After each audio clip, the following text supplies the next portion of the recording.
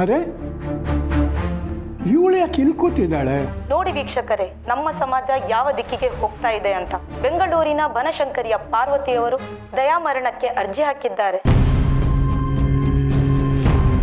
ಹೇಳಿ ಪಾರ್ವತಿಯವರೇ, ನಿಮ್ಮಲ್ಲಿ ಈ ಆಲೋಚನೆ ಯಾಕೆ ಬಂತು? ಒಂಟಿ ಜೀವನ ಸಾಕಾಗಿದೆ, ನನಗೆ ಅಂತ ಯಾರೂ ಇಲ್ಲ. ಇನ್ನೊಬ್ರಿಗೆ ಕೊರೆಯಾಗೋಕ್ಕೂ ನಂಗೆ ಇಷ್ಟ ಇಲ್ಲ. ಯಾರೊಬ್ರು ಅನುಕಂಪನೂ ನನಗೆ ಬೇಡ. ಅದಕ್ಕೆ ದಯಾಮರಣಕ್ಕೆ ಅರ್ಜಿ ಹಾಕಿದ್ದೀನಿ.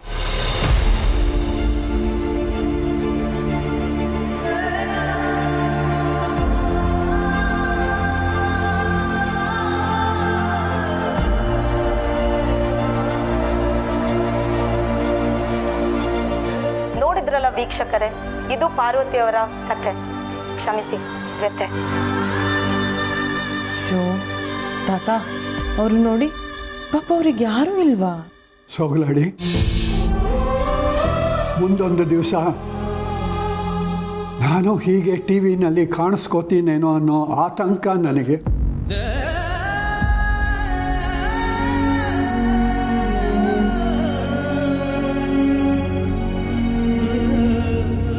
ತಾತ, ಯಾಕೆ ಹೀಗೆಲ್ಲ ಮಾತಾಡ್ತೀರಾ? ನಾನು ಮನೆಗೆ ಬಂದಾಗ್ಲಿಂದನೂ ಒಂದು ದಿನಾನೂ ನನ್ನನ್ನು ಹೊರಗ್ನೋಳ್ ಥರ ನೋಡದೆ ಎಷ್ಟು ಪ್ರೀತಿ ಕೊಟ್ಟಿದ್ದೀರಾ. ನಮ್ಮಪ್ಪ ಈ ಮನೆಗೆ ಬಂದು ಎಷ್ಟೊಂದು ದಿನ ಇದ್ರೂ ನೀವು ಬೇಜಾರು ಮಾಡ್ಕೊಳ್ದೆ ಇದ್ರಿ. ನಾನು ಸಮರ್ಥ್ ನಿಮಗೆ ಹೇಳ್ದೆ ಮದುವೆ ಮಾಡ್ಕೊಂಡು ಬಂದ್ರು ನಮ್ಮನ್ನು ಒಪ್ಕೊಂಡಿದ್ದೀರಾ. ನಿಮ್ಮಂಥವ್ರನ್ನ ಹೇಗೆ ದೂರ ಮಾಡ್ತೀವಿ ತಾತ? ನನಗೆ ನೀವು ದೇವ್ರಿದ್ದ ಹಾಗೆ. ದಯವಿಟ್ಟು ಹಾಗೆಲ್ಲ ಮಾತಾಡಬೇಡಿ, ತುಂಬ ನೋವಾಗತ್ತೆ. ಇದಕ್ಕೆಲ್ಲ ಅಳ್ತಾರೇನೋ? ಈ ದತ್ತನ್ನ ಒಂಟಿ ಮಾಡೋ ತಾಕತ್ತು ಯಾರಿಗಿದೆ ಹೇಳೋ? ತಮಾಷೆಗೆ ಹೇಳಿದೆ ಕಣೋ.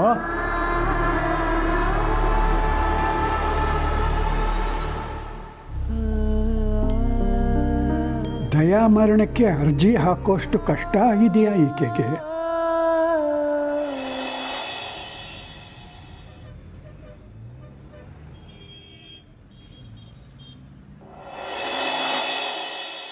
ಇಷ್ಟ ಆಗಿದೆ.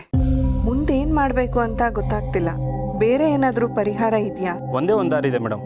ಆ ಇಬ್ಬರು ಮಕ್ಕಳಿದಾರಲ್ಲ, ತುಳಸಿ ಅವ್ರ ಮಕ್ಕಳು, ಆ ಇಬ್ಬರು ಮಕ್ಕಳನ್ನ ಮಾಧವ್ ಅವರು ತನ್ನ ಮಕ್ಕಳು ಅಂತ ಒಪ್ಕೊಳ್ದೇ ಇದ್ರೆ ಮಾತ್ರ ಇದು ಸಾಧ್ಯ. ವಂಶವೃಕ್ಷದಲ್ಲಿ ಅವ್ರ ಹೆಸರು ಸೇರ್ಸೋಕೆ ಮಾಧವ್ ಅವರು ಒಪ್ಕೊಳ್ಳಿಲ್ಲ ಅಂದ್ರೆ ಆಗ ಅವ್ರ ಹೆಸರು ಹಾಕೋಕೆ ಆಗಲ್ಲ. Okay, thanks.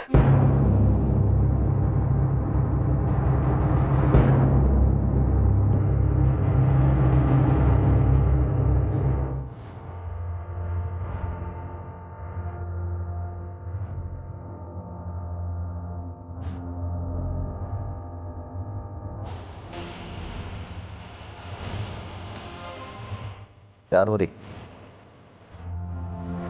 ನೀವೇ ಯಾವಾಗ ಬಂದ್ರಿ? ಅಳ್ತಿದ್ದೀಯಾ? ಇಲ್ವಲ್ಲ. ಸುಳ್ಳು ಹೇಳ್ಬೇಡ, ನಾನು ನೋಡಿದ್ದೀನಿ. ನೀನು ಫ್ಯಾಮಿಲಿ ಫೋಟೋ ನೋಡಿಕೊಂಡು ಯಾಕೋ ಅಳ್ತಿದ್ದೆ. ಇಲ್ಲ ರೀ, ಹಾಗೇನಿಲ್ಲ. ಈಗ ಹೇಳ್ತೀಯ ಇಲ್ವಾ? ಏನಿಲ್ಲ ರೀ, ಏನೋ ಒಂದು ಆತಂಕ, ಹೇಳಕ್ಕಾಗ್ತಿಲ್ಲ. ಈ ವಂಶವೃಕ್ಷದ ವಿಷಯಕ್ಕ?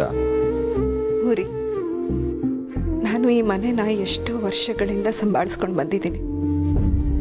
ನಮ್ಮನೆ ಮಕ್ಕಳು ತುಂಬ ಒಳ್ಳೆಯವರು ರೀ, ಎಲ್ಲರೂ ಖುಷಿಯಾಗಿದ್ರು ರೀ. ಆದರೆ ಇನ್ನು ಮುಂದೆ ಏನಾಗುತ್ತೋ ಅನ್ನೋ ಆತಂಕ ನನಗೆ. ಯಾಕೆ ಹಾಗೆ ಹೇಳ್ತಿದ್ಯಾ? ಅದರಲ್ಲಿ ಆತಂಕ ಪಡೋದೇನಿದೆ? ಜಸ್ಟ್ ಅವ್ರ ಹೆಸರನ್ನ ಅದರಲ್ಲಿ ಸೇರಿಸೋದು ಅಷ್ಟೇ ತಾನೆ. ಅದೇ ಆತಂಕ ರೀ. ಅವರನ್ನ ನಮ್ಮನೆಯವರು ಅಂದ್ಕೊಳ್ಳೋದಕ್ಕಾಗಲಿ ಅವ್ರ ಹೆಸರನ್ನ ಸೇರಿಸ್ಕೊಳ್ಳೋದಕ್ಕಾಗಲಿ ನನಗೆ ಯಾವ ಬೇಜಾರು ಇಲ್ಲ ರೀ.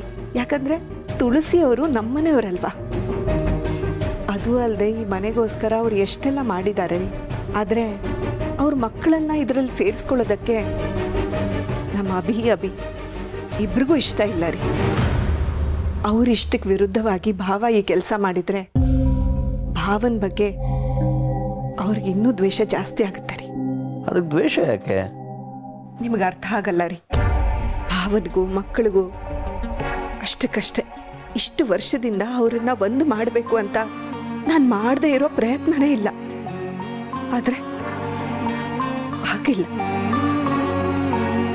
ಈಗೇನಾದರೂ ಸಂಧ್ಯಾ ಸಮರ್ಥನ ಈ ಫ್ಯಾಮಿಲಿ ಟ್ರೀಗೆ ಸೇರಿಸ್ಬಿಟ್ರೆ ಈ ಮಕ್ಕಳಿಗೆ ತುಂಬ ನೋವಾಗುತ್ತೆ ರೀ. ಅವರು ಭಾವನ್ನ ಶಾಶ್ವತವಾಗಿ ದೂರ ಮಾಡಿಬಿಡ್ತಾರೆ ರೀ. ನೀನು ಹೇಳೋದು ಒಂಥರ ಸರಿ ಇದೆ, ಆದರೆ ಏನು ಮಾಡೋದು ಅಂತೀಯಾ? ಆ ಮಕ್ಕಳು ಒಳ್ಳೆಯವರೇ. ಖಂಡಿತ ತುಳಸಿಯವ್ರ ಮಕ್ಕಳು ಅಂದರೆ ಕೇಳಬೇಕಾ? ಒಳ್ಳೆಯವರೇ. ಅವ್ರಿಗೆ ಬೇರೆ ಥರ ಎಷ್ಟು ಸಹಾಯ ಬೇಕಾದರೂ ಮಾಡೋಣ, ಆದರೆ ಅವ್ರ ಹೆಸರು ಸೇರಿಸೋ ಒಂದು ವಿಷಯ ಬೇಡ. ಆದರೆ ನೀವು ಭಾವನ ಹತ್ರ ಮಾತಾಡಿ. ಭಾವ ಒಪ್ಪಿದ್ರೆ ಅವರಿಬ್ಬರ ಹೆಸರನ್ನ ಸೇರಿಸಲ್ವಂತೆ. ದಯವಿಟ್ಟು ಈ ಮನೆ ನೆಮ್ಮದಿಗೋಸ್ಕರ, ಮಕ್ಕಳಿಗೋಸ್ಕರ ಇದೊಂದು ವಿಷಯದಲ್ಲಿ ನೀವು ಭಾವನ್ನ ಒಪ್ಪಿಸಿ. ಅದು ಅಲ್ಲದೆ ನಿಮಗೆ ಅಭಿ ಸ್ವಭಾವ ಗೊತ್ತು. ಅವನಿಗೆ ಸಂಧ್ಯಾ ಸಮರ್ಥ್ ಅವರಿಬ್ಬರು ನೆರಳು ಕಂಡ್ರೂ ಆಗಲ್ಲ. ಅವರನ್ನು ಸೇರಿಸ್ಕೊಂಡ್ರೆ ಅವ್ರಿಗೂ ಅಭಿಯಿಂದ ನೆಮ್ಮದಿ ಇರಲ್ಲ, ಜೊತೆಗೆ ಅಭಿನೂ ನೆಮ್ಮದಿಯಿಂದ ಇರಲ್ಲ. ಯಾರಿಗೂ ನೆಮ್ಮದಿ ಇಲ್ಲದೆ ಇರೋದು ಯಾಕೆ ಬೇಕು ಅಲ್ವಾ? ಆಯಿತು, ಆ ಮಕ್ಕಳಿಗೆ ಹಾಗೇನೆ ಸಹಾಯ ಮಾಡೋಣ. ಫ್ಯಾಮಿಲಿ ಟ್ರೀಲಿ ಸೇರಿಸ್ಕೊಳ್ಳೋದು ಬೇಡ ಅಂತ ನಾನು ಅಣ್ಣನ ಹತ್ರ ಮಾತಾಡ್ತೀನಿ. ನೋಡೋಣ ಆಮೇಲೆ ಏನಾಗುತ್ತೆ ಅಂತ. ಅದೊಂದು ಕೆಲಸ ಮಾಡ್ರಿ ಪ್ಲೀಸ್.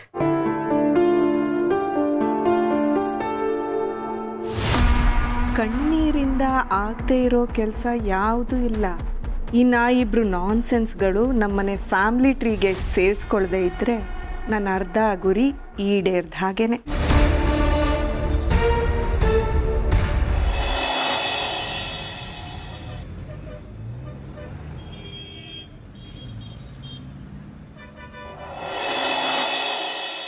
ಏನೂ ಮಾಡೋಕ್ಕಾಗಲ್ಲ ಡ್ಯಾಡ್, ಬಂದಿದ್ದನ್ನು ಅನುಭವಿಸ್ಬೇಕಷ್ಟೆ.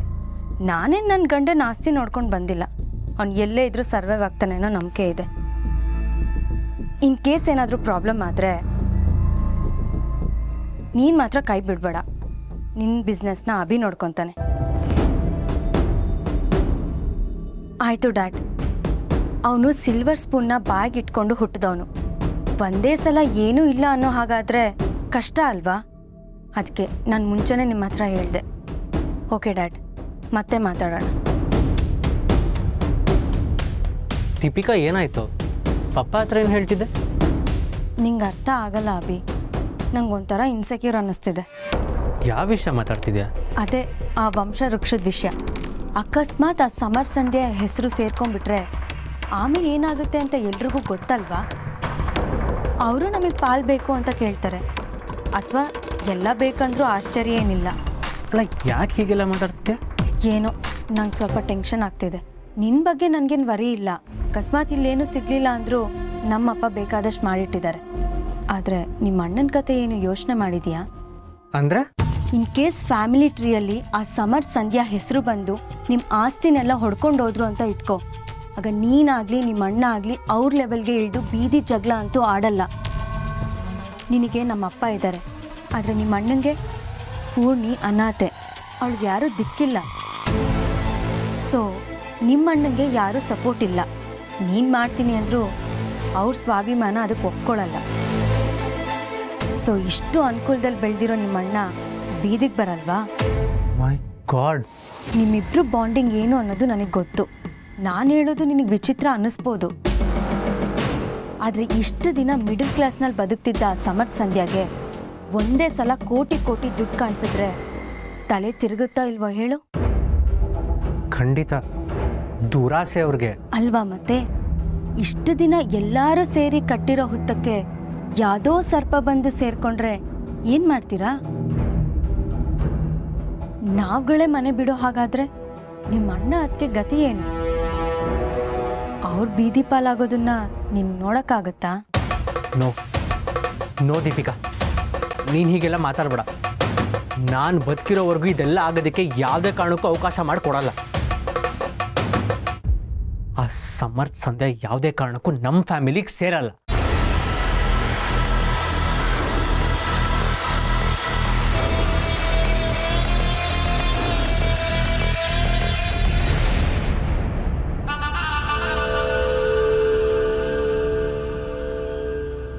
ಏನು ಡಿಸೈಡ್ ಮಾಡಿದೆ ಅವಿ?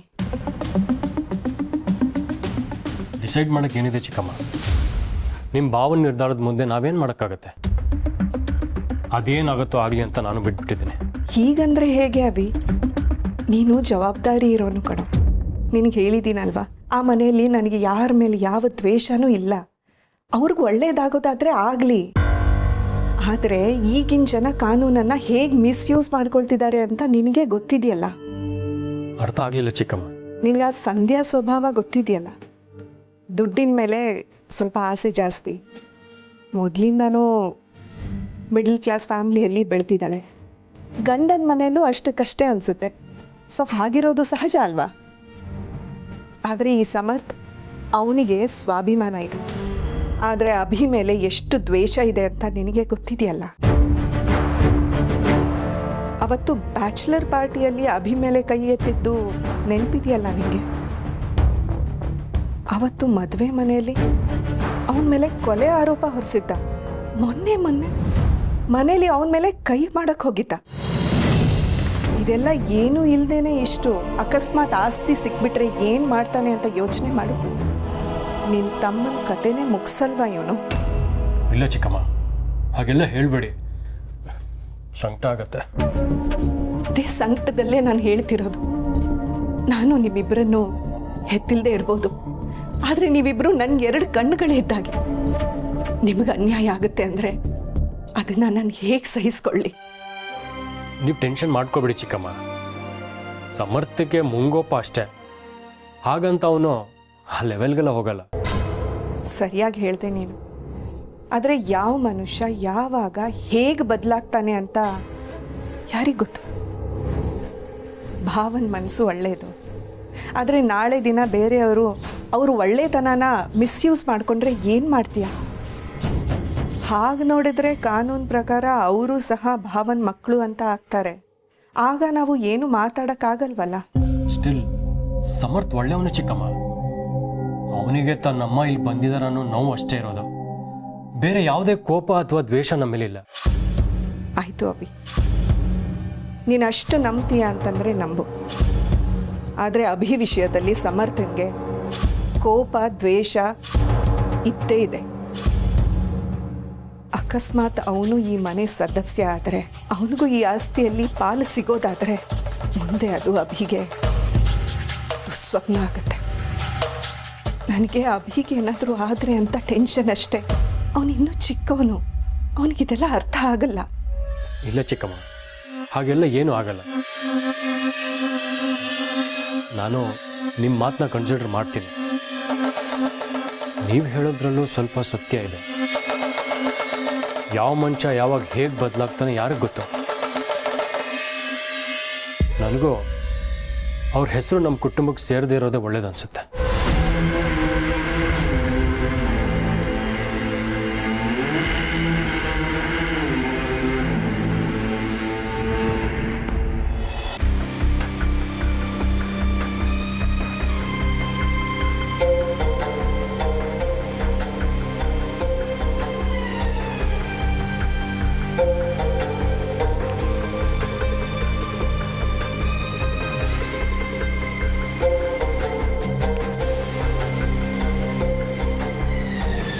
ಏನಾದರೂ ಹೇಳೋದಿತ್ತಾ?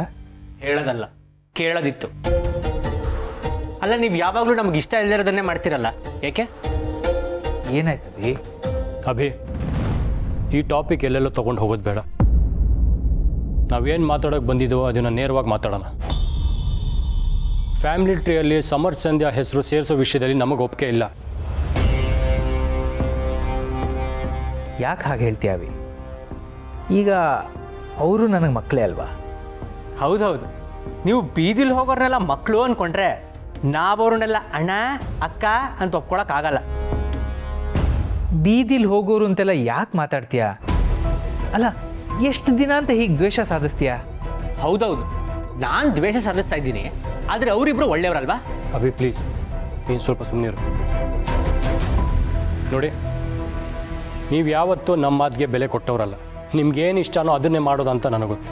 ಆದರೆ ಈ ವಿಷಯದಲ್ಲಿ ನೀವು ನಮ್ಮ ಮಾತು ಕೇಳಿಲ್ಲ ಅಂದರೆ ನಮ್ಮ ಫ್ಯಾಮ್ಲಿಗೆ ದೊಡ್ಡ ಪ್ರಾಬ್ಲಮ್ ಆಗುತ್ತೆ. ಈ ಮನೆ ನೆಮ್ಮದಿ ಹಾಳಾಗತ್ತೆ. ಅದಕ್ಕೆ ದಯವಿಟ್ಟು ಕೇಳ್ತಾ ಇದ್ದೀನಿ, ನೀವು ಯಾವುದೇ ಕಾರಣಕ್ಕೂ ಸಮರ್ ಸಂಧ್ಯಾ ಹೆಸರನ್ನ ನಮ್ಮ ಫ್ಯಾಮಿಲಿ ಟ್ರೀಯಲ್ಲಿ ಸೇರಿಸೋ ಹಾಗಿಲ್ಲ.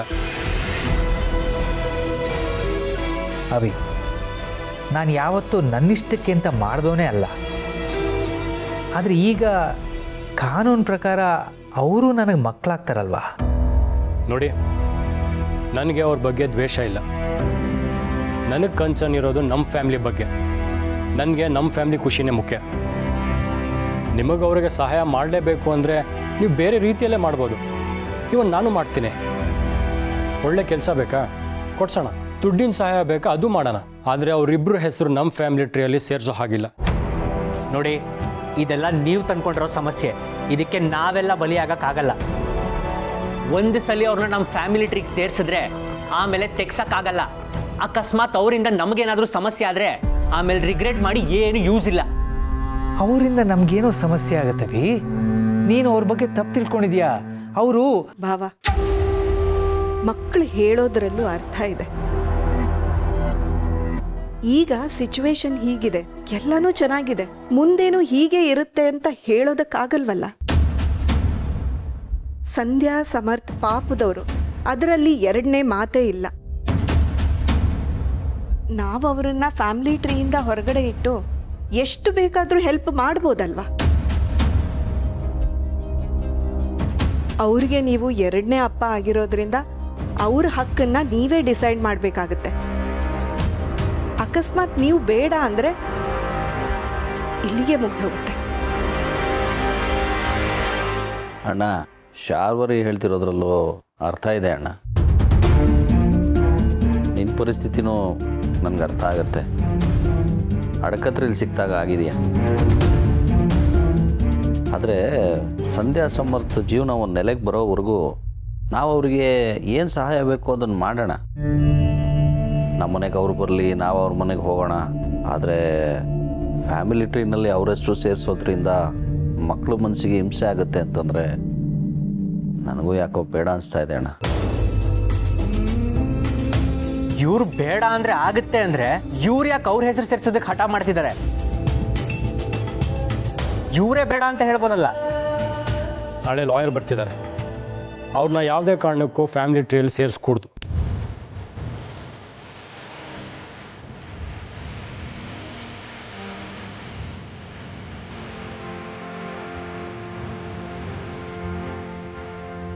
ಅಣ್ಣ, ನಾಳೆವರೆಗೂ ಯೋಚನೆ ಮಾಡು.